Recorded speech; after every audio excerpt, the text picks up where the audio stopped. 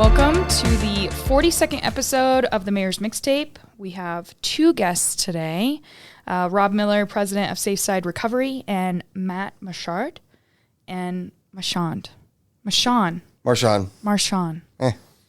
Close. I even practiced it. Executive Director of Southern Colorado Safeside Recovery and the Pueblo Shelter. And I'm Haley Sue Robinson, Director of Public Affairs for the City of Pueblo. And I'm Heather Graham, City of Pueblo Mayor. Great. I'd like to remind you that we're available on YouTube, Apple, Spotify, Buzzsprout, wherever you get your podcasts. You can also watch this on Channel 17.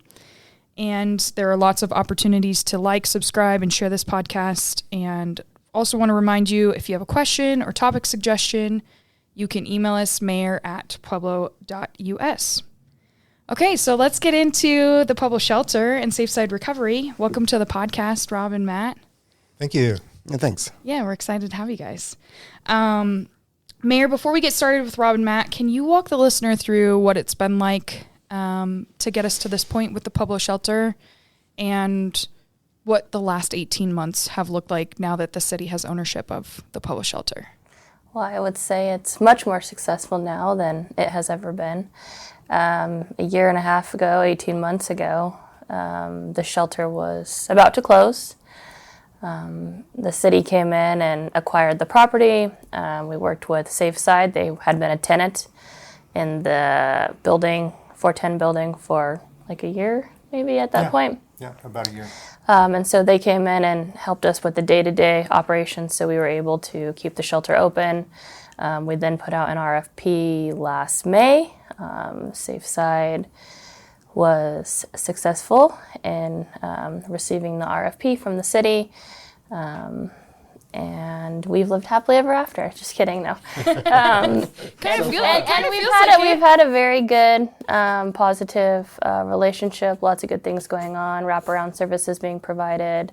Hot meal being served every day at 4:30. An emergency shelter, relief shelter, as you now call it, has been open more than 365 days, which had never happened before in the city of Pueblo. So we're super excited about this partnership, and we look forward to what's on the horizon.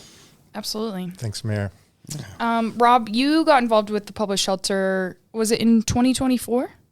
Actually, I don't think I ever told you guys. We made our first contact with the Pueblo Rescue Mission in spring of 23. Oh, really? And it just took a while for us to get in the door. And at that point, it really looked like they were running a really good shelter. Sure. From the outside. And we wanted to be part of it and part of helping good things happen.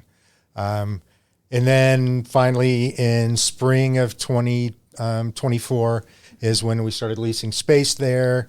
And sort of started seeing a little bit behind the curtain because we were working with a lot of the residents at the shelter, and they were talking about things like being yelled at for the whole group, and for I don't know what reasons. I don't know how you yell at homeless people. You don't help people get better by yelling at them. Sure. So we wanted to come in. We didn't look at Pueblo as just a dot on the map and sort of our marketing strategy. We looked at it as a place where the community really wanted to take good care of their residents, their struggling residents, and we wanted to be part of it. And sort of divine intervention feels like how much of a part of it we have become, thanks to our partnership with the city. I think we're taking really good care of our folks and treating them with dignity now. Yeah, that's fantastic. Matt, you're pretty new to the scene here with Safeside and the Pueblo Shelter. Can you tell us a little bit about your background and what it's like getting started here in Pueblo?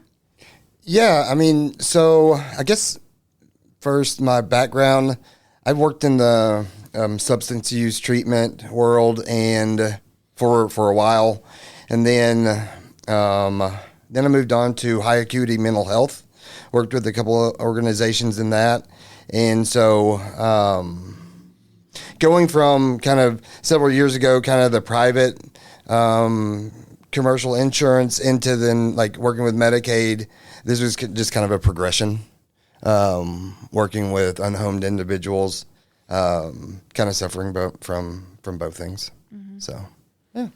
And for folks who are not super familiar with Safe Side, I think most folks think about the Pueblo shelter and maybe have their kind of preconceived notion or a small understanding, but really, what does Safe Side offer? What's unique about what you all do? In general, we are peer support specialists at heart. Throughout our staff are people with lived experience with homelessness and addiction and crisis and trauma, and they've worked through it and they've built successful lives, and they're working in this industry because they want to share it and help other people go from off the street and off the addiction into a better life. So that's who we are at our core, our peer support specialists, and that permeates throughout the organization. We're always leading with compassion. Primarily, we want to offer hope and dignity to the people that we work with. So many of the people that we work with throughout their lives have been let down, and sadly, here at the Pueblo Rescue Mission, they were taken advantage of and let down over and over again. And so we want to show consistency. We're going to be here for you. The shelter is here. It's stable. And then we want to offer them great support. Since we've taken over, and we're really at our 1-year anniversary from our initial contract, started January 1st, we've added case managers. We've added additional peer support specialists. We've done training with our shelter staff. And our services just continue to grow, and then outside services are growing on what's on campus now. Sure. So, let's talk a little bit about what those wraparound services are. I know, Mayor, that was important to you, is more than just shelter. And when I say just shelter, I don't mean to minimize it, but I think a big piece of success is outside of overnight shelter or even long-term shelter, what the wraparound services looks like. Well, I know you have some additional services that you just told me about before you came in. But we have Catholic Charities Works program. They have an office hours and office space. We have Pueblo Community Health Center, and they're 1 to 4 o'clock every Thursday, providing mat and any kind of primary care. And then you guys do your Fridays, where we give away clothing and have additional support for people who are still living on the street, and have a food bank that we open every Friday.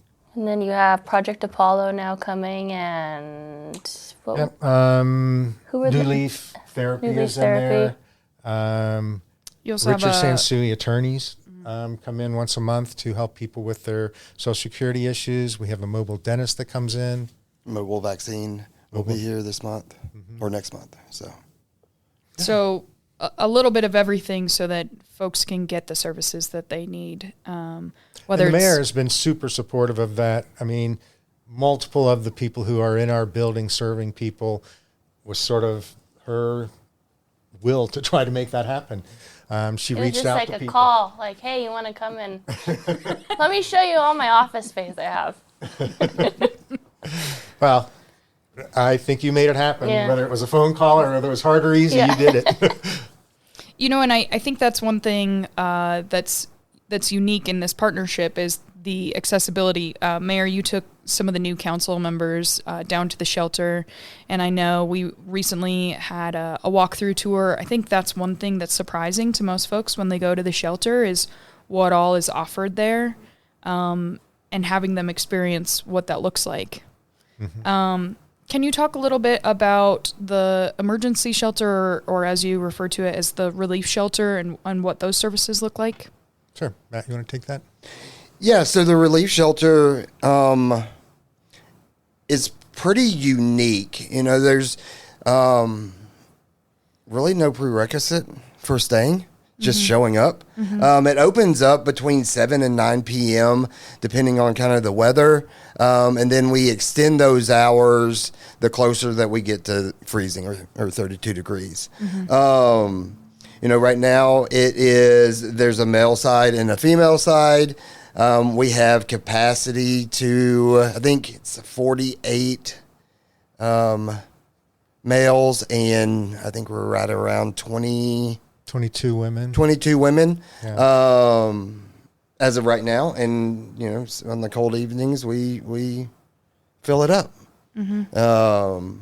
But it's really cool to be a part of, because you get to have contact with individuals that normally you wouldn't, and start like gaining relationships, planting seeds, doing stuff of that nature. We also, as a part of that, I think we served 75 meals last night, right before the shelter opened, the relief shelter opened. And so that as a whole has been really, really cool to watch. And just of recent, I want to say we transitioned 6 people from the relief shelter into the resident shelter over the last maybe 10 days. That's fantastic. That's a So lot. it's been really cool to see, and like people, the trust that's there between the unhomed population and Safe Side and the Pueblo shelter. It's been really cool. That was a big thing, the trust, getting the community to come back and trust the shelter and feeling safe, and like that they could go somewhere that they weren't going to be stolen from or yelled at. Or I was in the kitchen the other day, and something that one of the chefs said to me was kind of stuck out.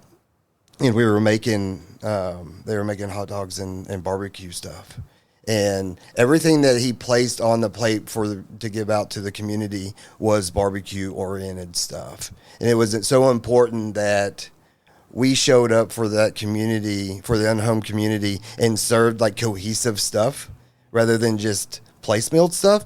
And like the staff that we have today, there's so much intention and meaning behind what they do, like what their why is. It's been really, really cool to see. And that's how we've been able to like kind of reestablish some of that trust. And I think those things take time, but to your point, Matt, it has been really intentional. Yeah. I think another thing that is interesting that some folks don't quite understand is what's the difference between the relief shelter and then the residential program? What does the residential program look like? Yeah, we kind of see it as a progression. People are living on the street and they hear about the relief shelter, which is really just a warm bed a warm, safe bed overnight. They are allowed to, it's low barrier, so they can come in drunk and they can come in high. They just need to be quiet and kind. And that's not always easy to do with some people who are drunk and high and living on the street all day. But we open it up every evening. They come in. We do a light pat down on them to make sure that they aren't bringing in weapons and drug paraphernalia. And they stay there till 7 or 8 in the morning unless it's colder, and we keep them in longer. But it's really just an overnight bed, and that's the relief shelter. But we feel like we're there with a purpose, that we're there to remind them that somebody cares about them, and somebody cares that we want to keep you safe and warm tonight. And we hope that they feel that and want to make a change. And it's usually that they're just sick and tired of the life that they've lived as an addict and living on the street. And so they want to change, and they come to us, and to come into the resident program, they have to agree to follow some rules. They have to stay sober and pass drug tests. They have to be willing to get counseling and work with our coaches.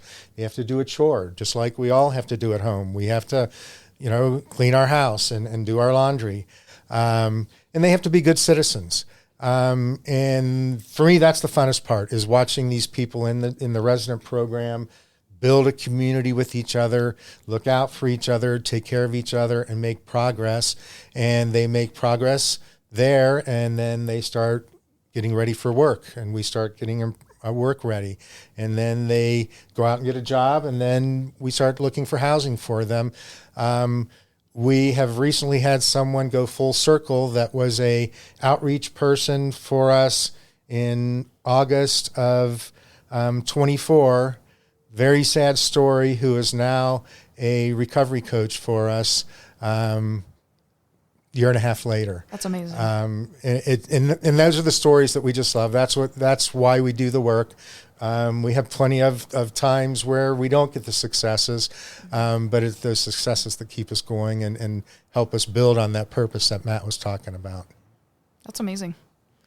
Some other things that folks ask pretty frequently is whether the Pueblo Shelter accepts donations or if you all are looking for volunteers.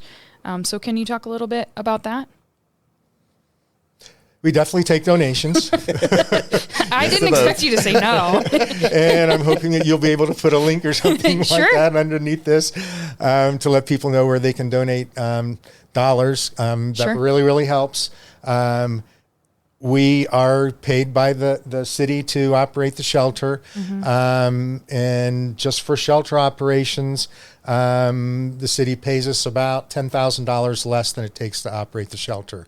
It's a bare bone budget that we agreed to a long time ago, but we've expanded it because we feel like we need to provide better services than that does, and donations from the community covers that gap for us. So we really appreciate that. We get some grants as well, so that really helps with it. But your donations make a difference, community. We really count on you. And then we get food donated to us.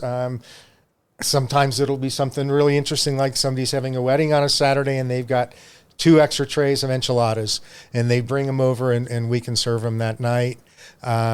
We get really good support from Care and Share, the food bank in town. They have been super, super supportive. And then people can also donate clothing, and we're really challenged right now with men's pants and jackets and backpacks. So those things are really, really helpful when they can donate that stuff. The Pueblo community is really special. The heart that when they donate, you can just see how much they care, how much they're worried about their people who are living on the street. And then we also see it within our residents that we think of them as homeless. They are not homeless. They have a temporary home right now, and they care about the people on the street. And when we get donations, they earmark things for people that they know are on the street and want to help the homeless. It's really, really warm. That's pretty special. Yeah. That's great. Okay, so this question is for all of you. I'd love for you to share with the listener what your favorite thing is about the Pueblo Shelter. It's kind of hard to probably just pick one, so I won't count you off if you pick more than one. For me, it's the residents and the resident program. I just love those people. The way they care about each other, the way they keep trying in spite of such difficult childhoods and lives that they've lived, and they show up every day trying to get better. I just love them. How about you, Matt? I took my the best goodness. one. Sorry. He already took How it, much right? time do we have? Yeah, I'll second the residents. They're super special. Our staff, as I've got to know them, and understanding like why they choose to get the opportunity to work with unhomed individuals has been really meaningful too. The other cool thing that I've gotten to see is the support from the community. I think that's really special. Last night, I think before I was leaving at 7:30, a card pulled up and donated a bunch of goods it was just a local community member, a SUV full of stuff. And to help unload that and to thank them and for them to say, oh, we'll be back.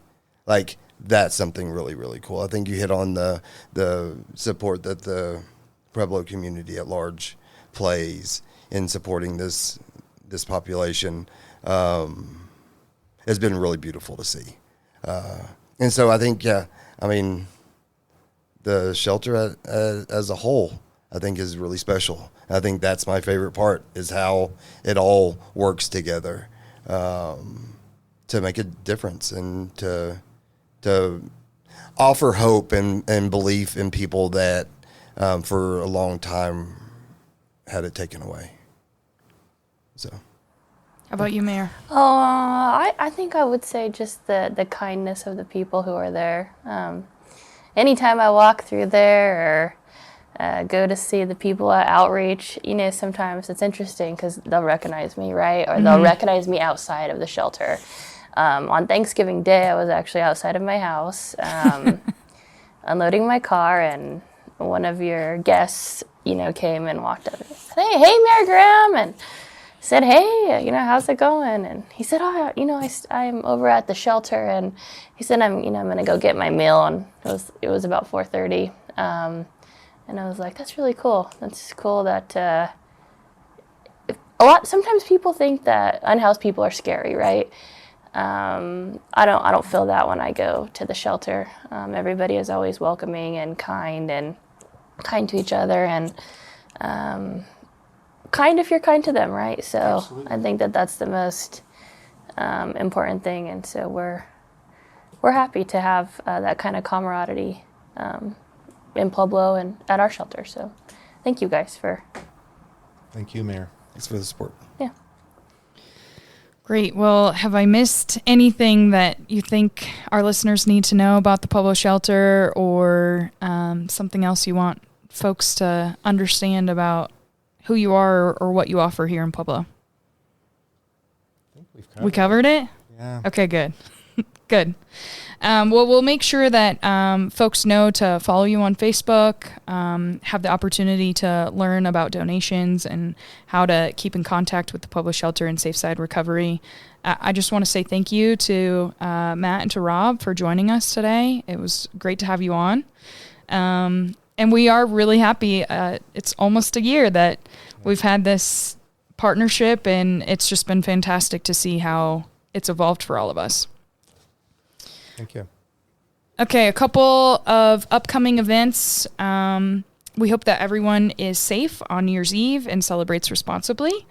And the city will be closed for business beginning at 2 o'clock on Wednesday, December 31st, and will remain closed on New Year's Day. And will reopen on Friday, January 2nd. Also, the West Side Improvement Public Meeting, which was originally scheduled for December 3rd, has been rescheduled. New meeting date is Thursday, January 8th, and the presentation will be live streamed on the city's Facebook page, or you can join us in person. The meeting is 5 to 7:30 at Fire Station 11. And then additionally, we'll have our swearing in for the newly elected city councilors on Monday, January 12th. So looking forward to that. I'd like to invite the listener to email us with questions or topics you want to hear or see covered. You can email us, mayor@pueblo.us, and you can find this on YouTube, Apple, Spotify, Buzzsprout, wherever you get your podcasts. Tell your friends, share with your neighbors, and we will see you next week. Thanks again for joining us today. Happy New Year.